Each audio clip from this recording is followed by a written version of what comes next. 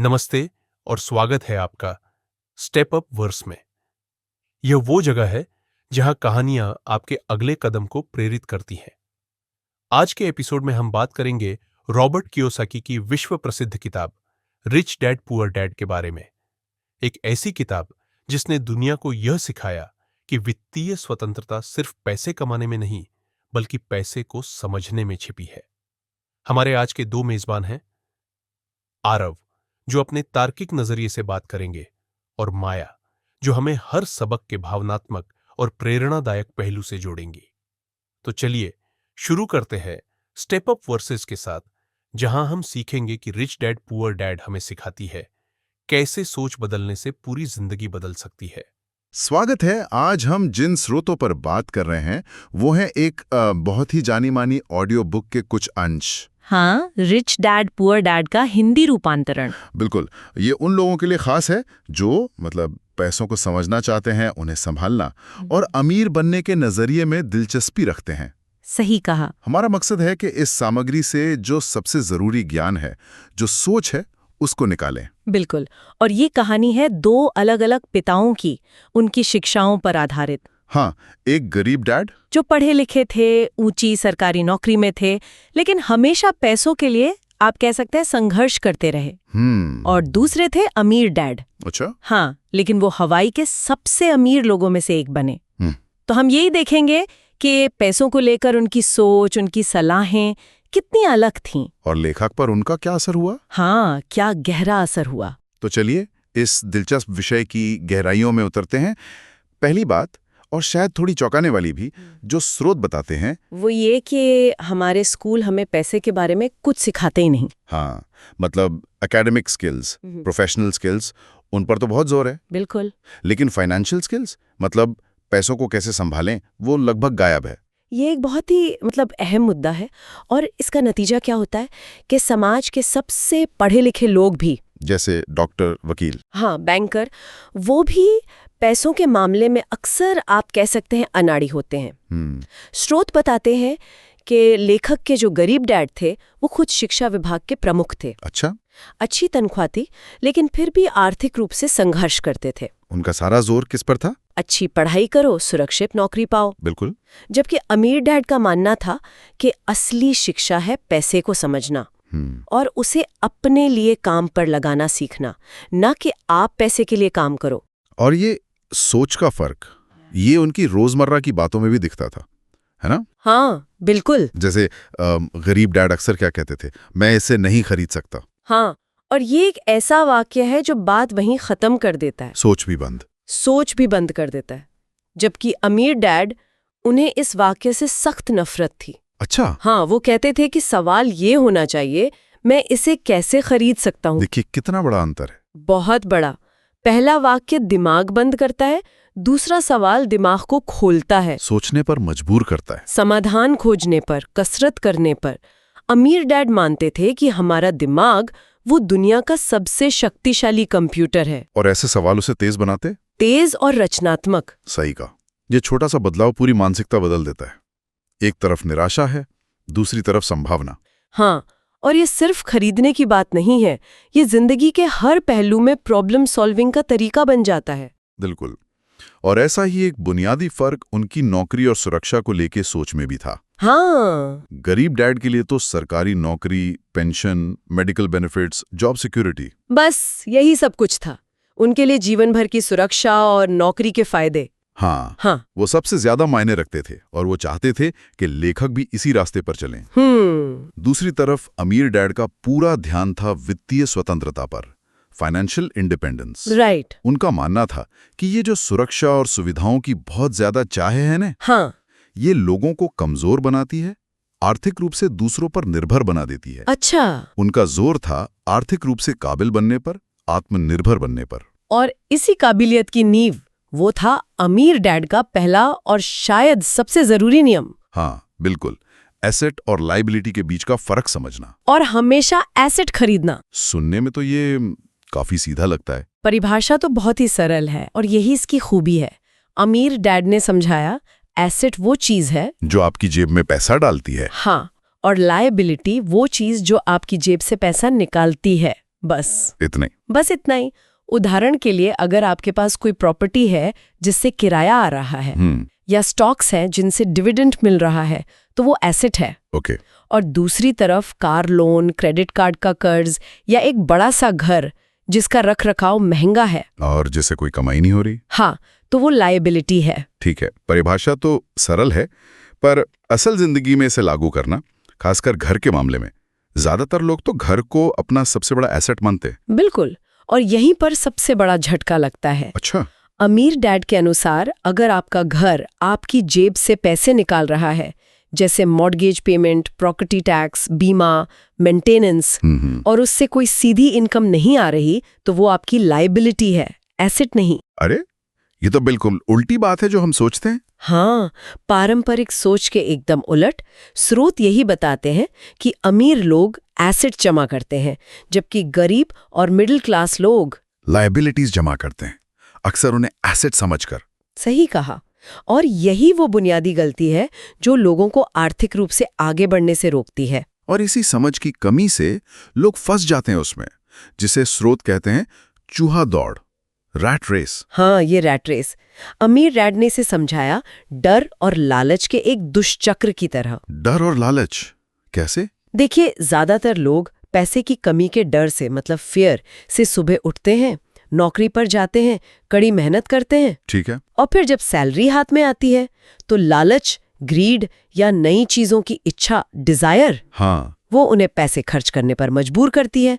शायद एक नई कार, बड़ा टीवी, छुट्टियां। बिल्कुल। फिर क्या होता है? खर्चे बढ़ जाते हैं और ज्यादा पैसे की जरूरत महसूस होती है। नतीजा, डर वापस आ जाता है और ये चक्र फिर से शुरू। ज्यादा पैसा कमाओ, ज्यादा खर्च करो, और फिर से डर। ये तो कभी ना खत्म होने वाला चक्कर लगता है। बिल्कुल। अमीर डैड का यही कहना था कि सिर्फ ज्यादा पैसा कमाना हल नहीं है। अगर आपके पास फाइनेंशियल समझ नहीं है, ज्यादा पैसा तो अक्सर समस्याओं को बढ़ा देता है, क्योंकि खर्च करने के तरीके भी बढ़ जाते हैं। अच्छा। समस्या पैसे की कमी नहीं है, समस्या पैसे की समझ की कमी है। असली दौलत इस चक्र को तोड़ने में है। तो इस चूहा दौड़ से, इस डर और लालच के जाल से निकलने का रास्ता क्या है? यहीं पर अमीर डैड का पहला सबक आता है ना, जो शायद सबसे क्रांतिकारी था। हाँ, सबक नंबर 1, अमीर लोग पैसे के लिए काम नहीं करते, पैसा उनके लिए काम करता है। पैसा उनके लिए काम करता है। हाँ, और इसे सिखाने के लिए अमीर डैड ने क्या किया? उन्होंने लेखक को और उसके दोस्त माइक को अपने एक स्टोर में काम पे रखा। अच्छा। और तनख्वाह जानते हैं कितनी? कितनी? सिर्फ 10 सेंट प्रति घंटा। 10 सेंट? ये तो उस जमाने में भी कुछ नहीं होगा। कुछ भी नहीं। कुछ हफ्तों बाद लेखक गुस्से से उबल पड़ा। उसे लगा मेरा शोषण हो रहा है। जाहिर है। ये अमीर डैड मुझसे मजदूरी करवा रहे हैं, सिखा कुछ नहीं रहे। वो इस्तीफा देने पहुंच गया। और अमीर डैड? वो मुस्कुराए। उन्होंने कहा, अच्छा है, अब तुम कुछ सीखने लगे हो। सीखने लगे हो? हाँ। गुस्से में? हाँ। उन्होंने समझाया कि जिंदगी हमें ऐसे ही धक्के मारती है।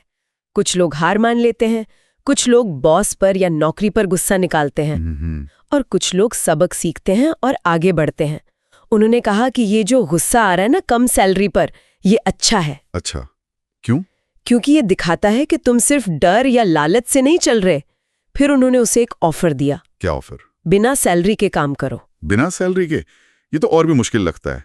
इसका क्या मतलब था? इसका मतलब था दिमाग को ट्रेन करना, अवसर देखने के लिए, पैसे कमाने के अवसर, न कि सिर्फ तनख्वाह का इंतजार करना। जब आप सैलरी के लिए काम नहीं कर रहे होते तो आपका दिमाग ज्यादा क्रिएटिव तरीके से सोचता है कि पैसा कैसे बनाया जाए। मतलब नौकरी की मानसिकता से बाहर निकलना। बिल्कुल, बिजनेस और निवेश की मानसिकता में आना, पैसे के लिए काम करने के जाल से बाहर निकलना सीखना। ये वाकई सोच बदलने वाला नजरिया है। अवसरों को देखो, सिर्फ पे चेक पर निर्भर मत रहो। हाँ। और इसी सोच से जुड़ा हुआ था अमीर डैड का तीसरा सबक, अपने काम से काम रखो, माइंड योर ओन बिजनेस। हाँ, इसका क्या मतलब है? इसका सीधा सा मतलब था कि आपकी नौकरी, आपका प्रोफेशन और आपका बिजनेस, आपकी संपत्ति, ये दो अलग अलग चीजें हैं। अच्छा। ज्यादातर लोग अपनी नौकरी को ही अपना बिजनेस मान लेते हैं। अमीर डैड का कहना था कि अपनी दिन की नौकरी रखो, ठीक है, बिल चुकाने के लिए। हाँ। लेकिन अपना असली ध्यान, अपना एक्स्ट्रा टाइम और पैसा, वो अपने एसेट कॉलम को बनाने में लगाओ। वो बिजनेस जो आपके लिए इनकम लाए, भले ही आप वहां मौजूद न हो। एग्जैक्टली। वो बिजनेस जो इनकम जनरेट करे। उन्होंने रे क्रॉक का उदाहरण भी दिया था, मैकडॉनल्ड्स वाले। हाँ, बिल्कुल। जब रे क्रॉक से पूछा गया कि उनका बिजनेस क्या है, तो लोग क्या सोचते थे? वो कहेंगे हैमबर्गर बेचना। हाँ। लेकिन रे क्रॉक ने कहा, मेरा बिजनेस रियल एस्टेट है। Real estate. हाँ, क्योंकि हर मैकडॉनल्ड्स फ्रेंचाइजी की असली कीमत उसकी लोकेशन में थी। अच्छा। उनका प्रोफेशन हैमबर्गर था, पर उनका बिजनेस वो प्रॉपर्टी थी जो लगातार वैल्यू में बढ़ रही थी, इनकम दे रही थी। तो सबक ये है, नौकरी रखो पर अपना बिजनेस बनाओ। यानी एसेट्स खरीदो जो इनकम दे। एसेट्स बनाना जरूरी है, लेकिन स्रोत ये भी बताते हैं कि इसमें एक बड़ी रुकावट आती है, टैक्स। हाँ, टैक्स। अमीर डैड का चौथा सबक इसी से जुड़ा था। हाँ। टैक्स का इतिहास और कॉरपोरेशन की ताकत। ये समझना क्यों जरूरी है? बहुत जरूरी है। इतिहास देखें तो टैक्स शुरुआत में सिर्फ अमीरों पर लगाए गए थे। अच्छा। हाँ, ताकि सरकारें पैसा इकट्ठा कर सके। लेकिन धीरे धीरे टैक्स का बोझ किस पे आ गया? मिडिल क्लास और गरीबों पर। हाँ, ज्यादातर उन पर पड़ने लगा। पर ऐसे क्यों हुआ? क्या अमीर लोग टैक्स नहीं देते? देते हैं, लेकिन वो नियमों को समझते हैं और उनका कानूनी रूप से फायदा उठाते हैं। कैसे? सबसे बड़ा तरीका है कॉरपोरेशन का इस्तेमाल करना। देखिए, एक आम इंसान जैसे नौकरी करने वाला, हाँ, वो पहले पैसा कमाता है, फिर उस कमाई पर इनकम टैक्स देता है, ठीक है। और फिर जो बचता है उसे खर्च करता है या बचाता है। ये सामान्य प्रक्रिया है। बिल्कुल। लेकिन एक कॉरपोरेशन, एक कंपनी, वो अलग तरह से काम करती है। कैसे? कॉरपोरेशन पहले पैसा कमाती है, फिर अपने बिजनेस से जुड़े जो भी कानूनी खर्चे हैं, जैसे ऑफिस का किराया, यात्रा, हाँ, कर्मचारियों की सैलरी, बिजनेस से जुड़ी कारें, वो सब उस कमाई से घटाती है। अच्छा। और फिर जो मुनाफा बचता है उस पे टैक्स देती है। ओह, तो कंपनी पहले खर्च करती है, फिर बचे हुए पर टैक्स देती है। एग्जैक्टली। ये अमीरों का सबसे बड़ा कानूनी हथियार है, आप कह सकते हैं। कॉरपोरेशन उन्हें टैक्स बचाने में मदद करता है, अपनी संपत्ति को दीनदारियों से बचाने में मदद करता है। और वो इसके लिए एक्सपर्ट्स रखते होंगे। हाँ, स्मार्ट वकील, अकाउंटेंट, जो इन नियमों का पूरा फायदा उठाना जानते हैं, जबकि आम आदमी वो अक्सर इन नियमों से अनजान होता है और अपनी कमाई का बड़ा हिस्सा टैक्स में दे देता है। बिल्कुल। तो मतलब साफ है, सिर्फ पैसा कमाना काफी नहीं है। बिल्कुल नहीं। उसे संभालना, उसे बढ़ाना और उसे अपने पास रखना सीखना भी उतना ही जरूरी है। हाँ, और इसके लिए चाहिए, जैसा स्रोत कहते हैं, फाइनेंशियल बुद्धि, फाइनेंशियल आईक्यू। Financial IQ? हाँ। ये क्या है? हाँ, और ये सिर्फ स्मार्ट होने या अच्छे ग्रेड्स लाने के बारे में नहीं है। अमीर डैड के अनुसार इसमें 4 मुख्य तकनीकी स्किल्स शामिल हैं। 4 स्किल्स? हाँ। पहली, अकाउंटिंग, मतलब फाइनेंशियल लिटरेसी, नंबर्स को पढ़ना समझना। ठीक है। ये जानना कि किसी बिजनेस या इन्वेस्टमेंट की फाइनेंशियल कहानी क्या है। दूसरी, इन्वेस्टिंग, निवेश निर्माण। हाँ, पैसे से पैसा बनाने का विज्ञान और कला। ये समझना कि पैसा कहाँ और कैसे लगाएं कि वो बढ़े। तीसरा, मार्केट की समझ, अंडरस्टैंडिंग मार्केट्स, मतलब सप्लाई और डिमांड के नियम। ओके। ये जानना कि किसी चीज की कीमत क्यों बढ़ती या घटती है, मार्केट के ट्रेंड्स को पहचानना। और चौथा, कानून। हाँ, कानून की जानकारी, द लॉ, खासकर कॉर्पोरेट और टैक्स कानूनों की समझ, ताकि आप नियमों के दायरे में रहकर उनका फायदा उठा सके और अपनी संपत्ति की रक्षा कर सकें। बिल्कुल। ये सब तो हुआ तकनीकी ज्ञान, लेकिन स्रोत ये भी बताते हैं कि सिर्फ जानना काफी नहीं है, कुछ और भी चाहिए। हाँ, बिल्कुल चाहिए। जानना एक बात है, करना दूसरी। अमीर बनने के लिए सिर्फ फाइनेंशियल आईक्यू काफी नहीं। तो क्या चाहिए? भावनात्मक मजबूती चाहिए, इमोशनल स्ट्रेंथ, खासकर डर और आत्मसंदेह पर काबू पाना। डर, जैसे पैसा खोने का डर? हाँ, पैसा खोने का डर, आलोचना का डर, लोग क्या कहेंगे का डर, ये सब हमें बड़े कदम उठाने से रोकते हैं। अमीर डैड कहते थे कि ज्यादातर लोग आर्थिक रूप से सफल इसलिए नहीं हो पाते क्योंकि वो हारने से बहुत डरते हैं, जबकि सफल लोग वो जानते हैं कि हारना सीखने की प्रक्रिया का हिस्सा है, बहादुर होना जरूरी है, कैलकुलेटेड रिस्क लेना जरूरी है। और कई बार ऐसा भी होता है, लोगों में समझ भी होती है, शायद थोड़ा साहस भी, लेकिन फिर भी वो एसेट बनाने की शुरुआत ही नहीं कर पाते। हाँ, ये भी होता है। स्रोत इसके पीछे क्या बाधाएं बताते हैं, क्या रुकावटें हैं? अमीर डैड ने 5 मुख्य बाधाओं की पहचान की थी जो फाइनेंशियल समझ होने के बाद भी लोगों को रोकती हैं। 5 बाधाएं क्या हैं वो? पहली, सबसे आम, पैसा खोने का डर। ठीक है। दूसरी, शंका या सनकीपन, सिनिसिज्म, वो अंदर की आवाज या बाहर के लोग जो हमेशा कहते हैं ये काम नहीं करेगा, ये बहुत रिस्की है। या बहाने बनाते हैं, जैसे अगर मैंने रियल एस्टेट में पैसा लगाया तो मुझे टॉयलेट ठीक करने पड़ेंगे। ये असल में डर और अज्ञान का मिश्रण है। तीसरी बाधा, आलस, लेजीनेस। और ये जरूरी नहीं कि लोग कुछ कर ही ना रहे हों। कई लोग बहुत व्यस्त रहते हैं। हाँ, पर वो अपनी सेहत या अपनी संपत्ति बनाने जैसी जरूरी चीजों को टालते रहते हैं। चौथी, बुरी आदतें, बैड हैबिट्स, खासकर पैसे के मैनेजमेंट की आदतें। अमीर डैड की सबसे बड़ी सलाह थी, पे योरसेल्फ फर्स्ट। हाँ, मतलब अपनी इनकम से सबसे पहले खुद के लिए पैसा अलग रखो, अपने एसेट कॉलम के लिए, बाद में बिल चुकाओ। ज्यादातर लोग तो उल्टा करते हैं। बिल्कुल, पहले सबके बिल चुकाते हैं और अगर कुछ बचा तो खुद के लिए रखते हैं, अक्सर बचता ही नहीं। और पांचवी बाधा, अहंकार या अज्ञान, एरोगेंस, ये सोचना कि मुझे सब पता है। जब आप ऐसा सोचते हैं तो आप सीखना बंद कर देते हैं।